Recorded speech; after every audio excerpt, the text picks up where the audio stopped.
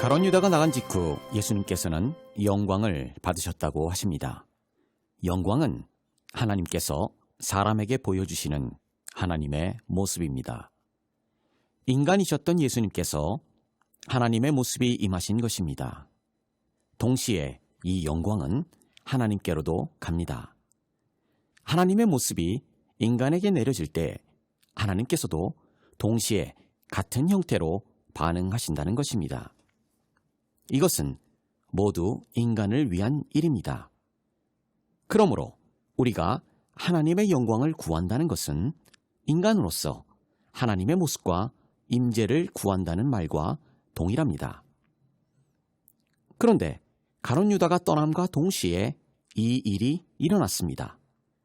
가룟 유다는 이제 사단의 조종을 받아 예수님을 유대 지도자들에게 넘겨주기 위해 떠났습니다. 십자가의 시작인 것입니다.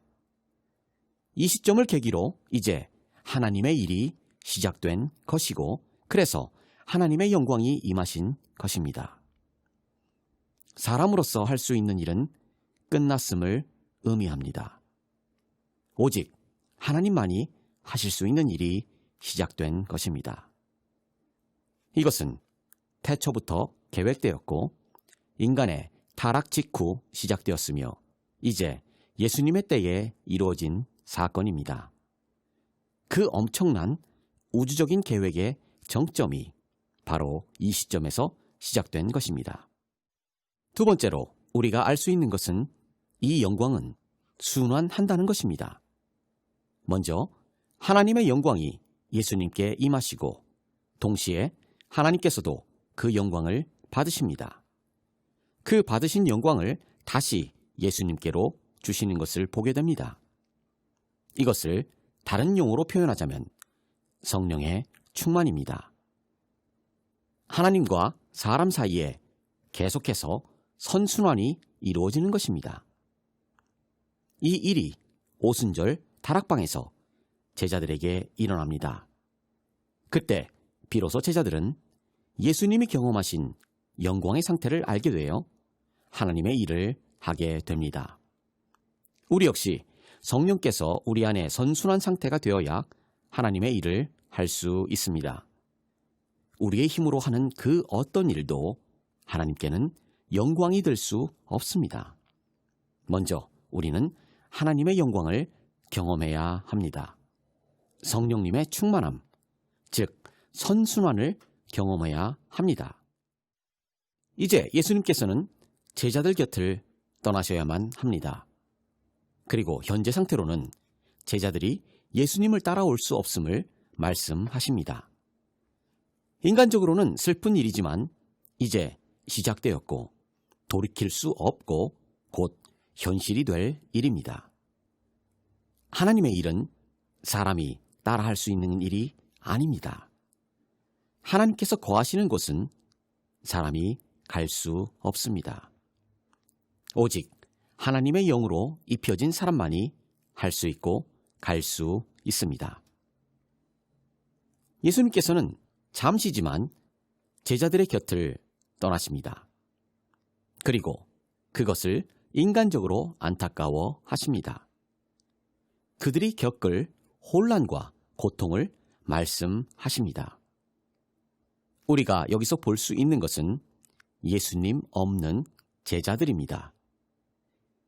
예수님 없는 제자들은 아무것도 아니었습니다. 예수님 없이 이들이 할 수 있는 것은 아무것도 없었습니다. 우리 역시 예수님 없이는 아무것도 할 수 없습니다.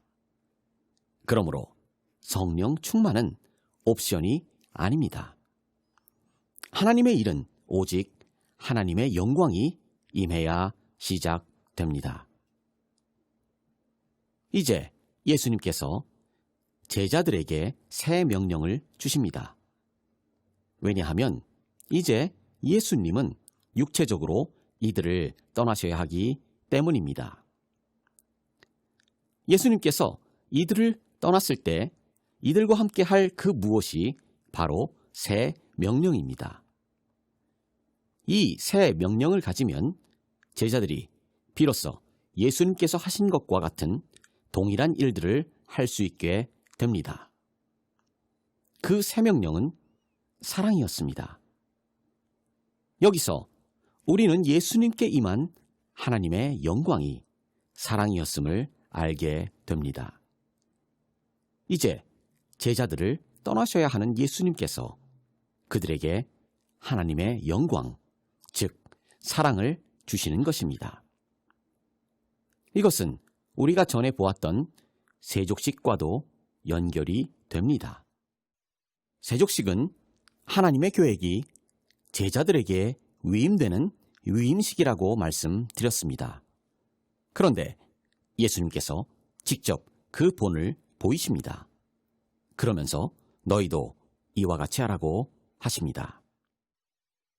이 모든 것을 종합해보면 하나님의 영광은 사람이 인지할 수 있는 하나님의 모습이고, 이것은 하나님과 사람 사이에 선순환이 이루어지고 그 결과로 나타나는 것이 사랑인 것입니다. 본질적으로 하나이지만 보이는 형태가 다를 뿐입니다. 따라서 사랑은 인간의 것이 아닙니다. 인간이 할 수 있는 것이 아닙니다.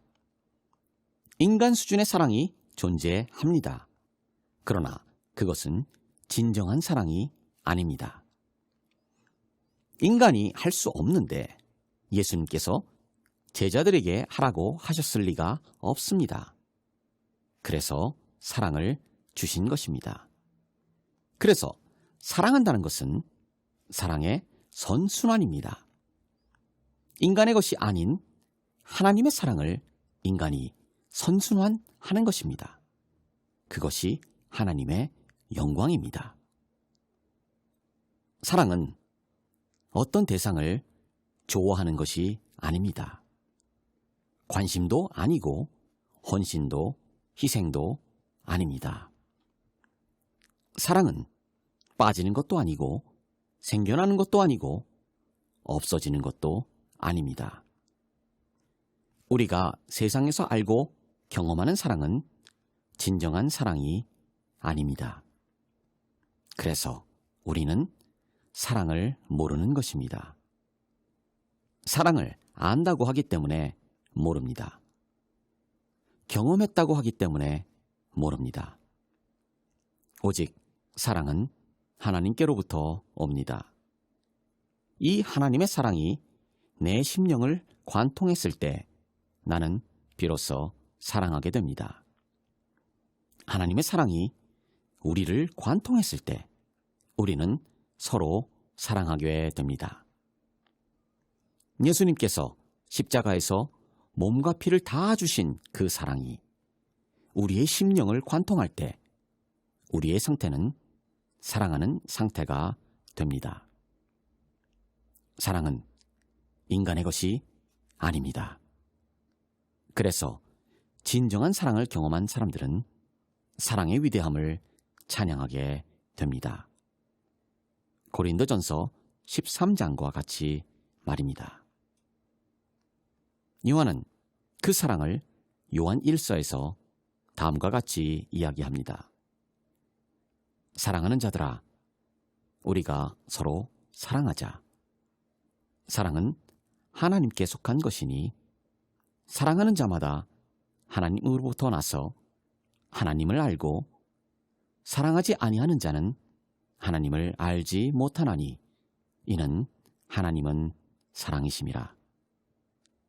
하나님의 사랑이 우리에게 이렇게 나타난 바 되었으니 하나님이 자기의 독생자를 세상에 보내심은 그로 말미암아 우리를 살리려 하심이라. 그의 성령을 우리에게 주심으로 우리가 그 안에 거하고 그가 우리 안에 거하시는 줄을 아느니라. 이와 같이 하나님의 영광, 사랑, 성령님은 다 같은 본질입니다. 형태만 다르게 표현되는 것 뿐입니다. 지금 예수님께서는 제자들에게 이 사랑을 주시는 것입니다. 그래서 그들이 이 사랑을 소유하여 세상에 하나님의 영광을 나타내고 성령님의 충만함으로 하나님의 일을 하는 것, 이런 일들을 하는 공동체가 바로 교회인 것입니다. 그러므로 이러한 사랑이 없는 공동체는 교회가 아닙니다. 이러한 사랑이 없는 사람은 그리스도인이 아닙니다. 사랑은 하기 어려운 것이 아닙니다. 불가능한 것입니다. 인간의 것이 아닙니다. 이런 흐름에서 베드로의 질문은 아주 많은 것들을 의미합니다. 어디로 가십니까? 단순하기 그지없는 이 질문 한마디가 제자들의 현실이었습니다. 우리가 보아왔듯이 지금 예수님께서는 떠나셔야 하고, 그래서 제자들에게 새 명령을 주신다고 했습니다. 그러면 당연히 질문은 새 명령에 관한 일이어야 합니다. 그런데 베드로의 질문은 떠나는 것에 집중됩니다. 새 명령은 관심이 없습니다. 우리가 신앙생활을 하면서 가지는 관심사가 베드로의 질문과 같다면 신앙의 현주소가 현재의 제자들의 상태인 것입니다. 잘못되었다는 것은 아닙니다. 아직 그 상태라는 것입니다. 우리는 정직하게 우리의 상태를 진단해야 합니다. 그래야 거기서부터 출발할 수 있습니다. 부끄러운 일도 아니고 비교할 일도 아닙니다. 하지만 착각에 빠져 있거나 진단을 잘못한다면 오히려 시간 낭비가 될 것입니다. 제자들의 관심은 이 세상이었습니다.